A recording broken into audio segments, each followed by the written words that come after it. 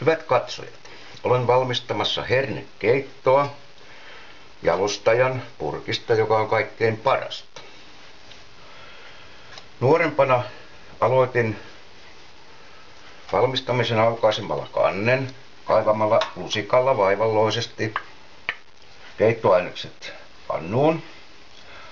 Myöhemmin joku vinkkasi helpomman tavan lyödä muutama reikä pohjaan, kansi pois, sitten ravistamalla. Sehän tuli sieltä möhkäleenä jonkin ajan kuluttua, mutta vastikään hoksasin uuden keksinnön, joka on aivan ylivoimainen. Lyön ainoastaan yhden reijän tähän, näin. Sitten aukaisin kannen, näin. Sitten vedän keuhkoni täyteen ilmaa, suoritan nopean puhalluksen.